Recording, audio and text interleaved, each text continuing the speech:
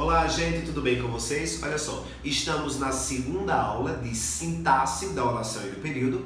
Nós já pegamos algumas definições, não foi isso? De frase, oração e período. Dei alguns exemplos de como detectar quantos verbos tem numa frase, não é? Para saber quantas orações eu tenho, se eu tenho um período simples ou um período composto. Agora nós vamos estudar, assim como na concordância verbal, alguns casos especiais, tá certo? Então foca aqui, olha só. Gente, no período nós vamos estudar também os casos especiais. O que é que eu tenho? Dá uma olhadinha nessa frase, olha só. Laura é que sente o desprezo. O que é que aconteceu aqui? Olha só, é um verbo, não é isso? E sente é um verbo. Então o que é que acontece? Normalmente, o que é que os concorrentes de vocês fariam no caso desse? Achavam que como eu tenho dois verbos, eu teria um período composto. Que não é isso que acontece? Se eu pego uma frase, tá certo? E eu tenho dois verbos, isso aí indica que eu tenho duas orações. Se eu tenho duas ou mais orações, eu tenho um período composto. Só que o que é que acontece? Você vai pegar algumas frases, os vestibulares mais concorridos do país adoram isso aí, o CESP idolatra, FCC, FGV, Consultec, então dê uma olhadinha para cá. Você vai poder pegar, na parte de sintaxe da oração, a banca vai poder colocar lá uma frase, né? E você pode encontrar a expressão é que, não é? É que. E o que é que vai acontecer? Johnston, eu não tinha me ligado nisso, então olha para cá. Gente, esse é que, tá certo? Ele, quando eu puder retirar a expressão é que da frase, eu não preciso contar como verbo. Por que, Johnston? Porque quando eu posso retirar essa expressão da frase e o excerto fica com sentido, essa expressão aí é que não funciona como verbo, o é não é verbo, tá certo? A expressão toda funciona como uma expressão expletiva ou de realce. Então dê uma olhadinha para cá, foca aqui por favor. Olha só, casos especiais. Eu tenho Laura é que sente o desprezo. Então eu peguei aqui, gente, o é que. Vamos ver se eu cancelo esse verbo aqui. Se eu retirar o é que, olha como vai ficar. Laura sente o quê? O desprezo. Então, como a expressão é que pode ser retirada da frase, eu chamo isso aqui de expressão de realce ou uma expressão expletiva. Então, fiquem ligados nisso aí. Logo, como eu não conto isso aqui como verbo, o que é que eu vou ter? Eu vou ter uma frase. Eu só tenho um verbo, que é o sente, logo eu tenho apenas uma oração. E se eu tenho uma oração, eu tenho um período simples. Então foca aqui ainda, olha só o que eu trouxe para vocês, vamos dar uma olhadinha. Agora olha só, gente, pode acontecer de você encontrar a expressão é que e ela não puder ser retirada da frase. Vamos dar uma olhadinha nessa segunda frase, olha só. O fato é que ela sentiu o desprezo. Eu mantive o mesmo segmento, a mesma semântica, não é a mesma ideia da frase anterior, mas olha o que aconteceu aqui. Ó. Se nós tentarmos retirar a expressão é que, a frase perde o sentido, porque olha como vai ficar. O fato, ela sentiu o desprezo. Ou seja, como eu não posso retirar a expressão é que, ela não funciona como uma expressão de realce ou uma expressão expletiva. Ou seja, esse é aqui vai ter que ser contado como verbo e sentiu o segundo verbo. Logo, o que é que eu tenho? Eu tenho uma frase, eu tenho dois verbos. Como eu tenho dois verbos, gente, eu tenho quantas orações? Duas orações. E se eu tenho duas ou mais orações, eu não tenho mais um período simples. Eu passo a ter um período composto.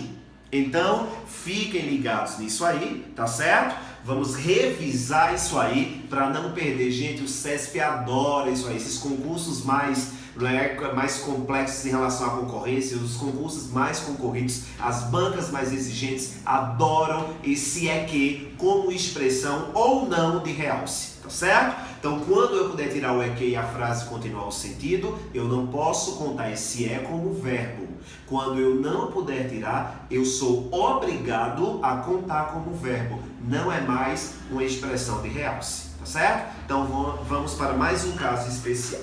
Olha só, gente, os casos especiais, nós vamos analisar também os verbos implícitos. Ô Johnston, o que é um verbo implícito? Olha só, um verbo implícito é aquele que não está presente na frase, mas a gente sabe que ele existe. E eu vou dar uma dica para vocês. Os verbos implícitos, como casos especiais do conteúdo de sintaxe, de oração e do período, vai funcionar principalmente quando eu quiser comparar uma situação com outra, quando eu quiser comparar uma coisa com outra. Vejamos o que eu quero falar. Olha só, na frase, ela canta como você. O que é que acontece aqui? Olha para cá que isso aqui, gente, eu acredito que 99% não sabe nem para onde vai. Então você é um passo à frente aí dos teus concorrentes. Olha para cá, por favor. Olha só, casos especiais. Johnston, como assim verbos implícitos? Um verbo explícito, ele está na frase. Um verbo implícito, ele não está na frase, mas eu sei que ele existe. E o que é que a gramática diz? Que eu preciso contá-lo também. Então, por isso que muitos alunos não sabem nem para onde vai isso. Então, dê uma olhadinha para cá, na frase, ela canta como você. O que é que eu quero falar nessa frase? Que ela canta como você canta. Perceba que o verbo se repete, só que o verbo está implícito. Olha o segundo caso. Ela é mais persistente do que a irmã. Ela é, eu tenho um verbo aí, só que o que é que acontece? Ela é mais persistente do que a irmã é. Ou seja, eu tenho um verbo explícito, mas na minha oração eu também tenho um verbo implícito. E eu preciso contar esses verbos implícitos. Então o que é que acontece? Tanto na primeira frase quanto na segunda, o que é que eu vou ter? Eu vou ter uma frase. Tá certo? Aqui eu tenho uma frase, aqui eu tenho outra. Eu vou ter dois verbos. Na primeira frase eu tenho o verbo cantar, explícito, e eu tenho ele também implícito. E eu tenho o verbo ser aqui, não é? Então esse é aqui é o verbo ser. Eu tenho um verbo explícito e eu tenho um verbo implícito. Ou seja, eu tenho dois verbos. Se eu tenho dois verbos em cada frase eu tenho quantas orações? Duas orações. E se eu tenho duas orações ou mais, eu não tenho mais um período simples. Eu passo a ter um período composto. Johnston, é muito complicado isso aqui. Vou fazer uma revisão rápida. Olha para cá, tá? Então, olha só, o que é que a gramática diz nos casos especiais? É que eu preciso analisar os verbos implícitos. Ô, Johnston, mas vai ser muito complicado isso aí. Olha que dica de ouro aí. Quando você pegar uma questão do CESP, de um vestibular mais elaborado, FCC, FGV, e pede lá sintaxe da oração e do período, ô Johnston, como é que eu vou saber se é sintaxe da oração e do período? Tem lá, eles dão um texto e colocam lá, o excerto apresenta um período composto, duas orações, não sei o que, você vai ter que analisar. Então o que é que acontece? Quando você perceber que existe uma frase que está comparando uma situação com outra, uma coisa com outra, fica ligado, porque aí vai ter verbo implícito, não é? A banca gosta de puxar isso de você. Então, os verbos implícitos, eles entram na contagem, tá certo? Então, em cada frase que nós analisamos, eu tinha um verbo explícito e um verbo implícito. Se eu tenho dois verbos, lembrem-se de que eu tenho duas orações. Se eu tenho duas orações, eu não tenho mais um período simples, eu passo a ter um período composto, tá bom? Então, vamos analisar aqui outro caso. Tá certo? Importantíssimo, dê uma olhada para cá. Perceba que nós já entramos aqui também na parte de pontuação. Não é assunto de pontuação ainda, mas é um assunto básico para entendermos o conteúdo de pontuação. O que é que eu coloquei aqui? O que é importante você lembrar? É que os verbos implícitos, os verbos que não aparecem nas frases, mas a gente sabe que existe, eles exigem uma vírgula obrigatória. Johnston, como assim? Me dá exemplos práticos, dê uma olhadinha para cá. Olha na primeira frase. No corredor, vírgula, várias cadeiras. Eu sei que na frase o que eu quis falar foi no corredor há ou havia várias cadeiras. Como o verbo haver aí está implícito, a vírgula passa a ser obrigatória. Tá certo? Olha o segundo caso aí, ó. Ela escreveu. Ela escreveu um capítulo. Ele, 2.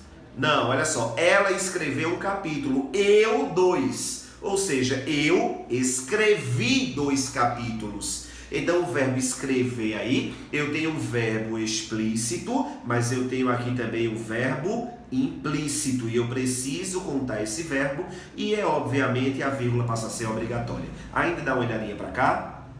Vamos treinar um pouquinho de sintaxe da oração e do período. Olha para cá. Aqui a ideia era só vírgulas, mas nós vamos aprofundar mais um pouquinho. Olha para cá. Olha só.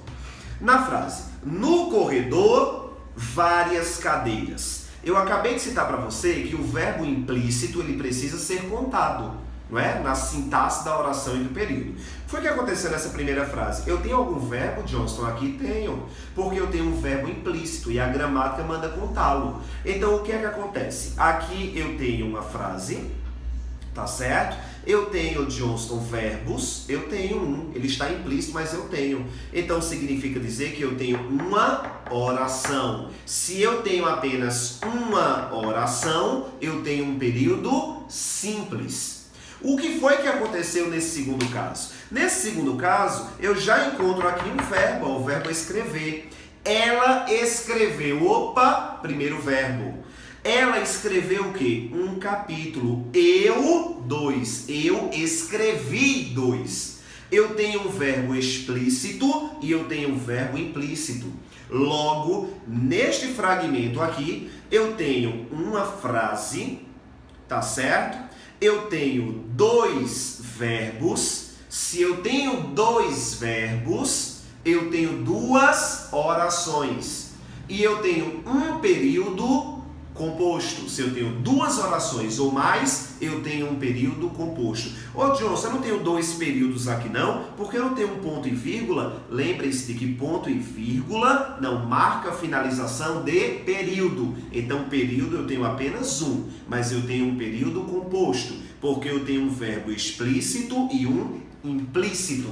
Então, gente, espero que vocês tenham gostado. Abraço e até daqui a pouco com a terceira aula.